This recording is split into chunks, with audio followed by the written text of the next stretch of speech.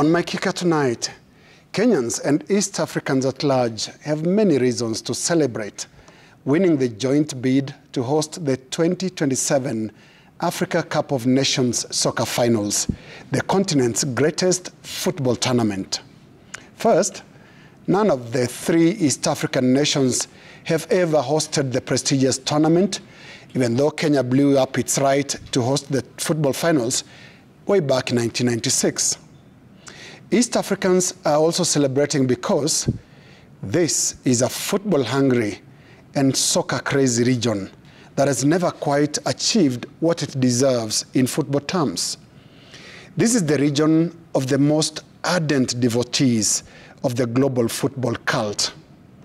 This is the home region of that famous Tanzanian football fanatic who wept uncontrollably in a stadium in Dar es Salaam when his team, Young Africans Yanga, lost a derby game to arch rivals Simba. Ni hujuma, he cried. You remember that. This is the home of Premier League jersey donning Kenyans who proudly profess their dedication to English Premier League teams. Yes, they even fight over them and on unfortunate occasions commit suicide for the love of the English game. So it is right for East Africans to proclaim football is coming home. For Kenya, this will be the second chance. Lack of political goodwill cost the country the hosting rights in 1996.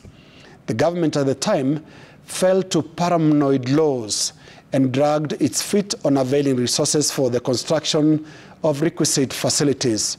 And a CAF inspection team was utterly embarrassed by what Kenya pretended to offer as venues. The rights were cancelled and South Africa invited to literally save the tournament. The political atmosphere today is promising for the Nations Cup.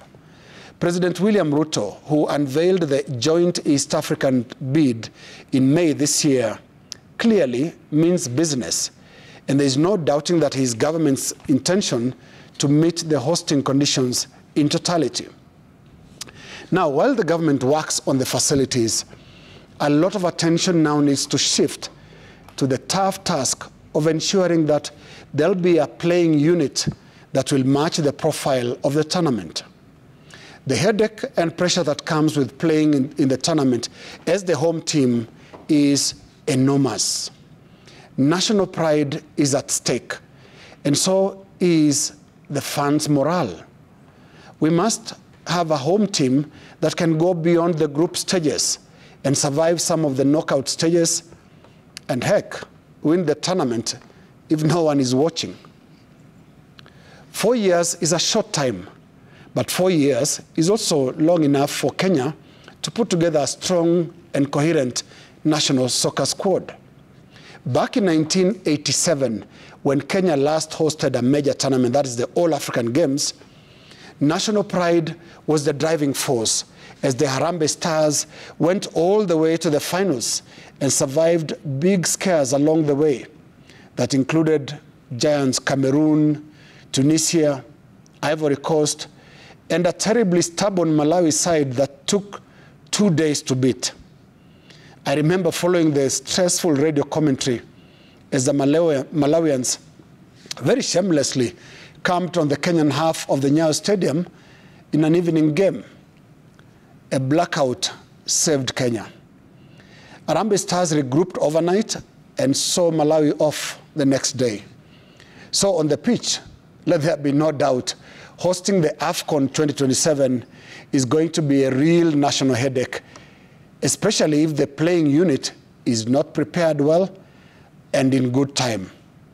As for the facilities, we look forward to the promised new stadiums. A football-only 50,000-seater stadium at Jamhuri Park is particularly exciting. But why should we call it Talanta Stadium and not Jamhuri Stadium? Wasn't Talanta about that Talanta Hela that had a false start? Why make that false start a monument? Let us just have our Jamhuri Stadium. It is within the vicinity of that same arena that hosted our football greats in an independence celebration game against the great Pele and Brazil. So just give us Jamhuri Stadium and keep Talanta for Hela. That is my kicker.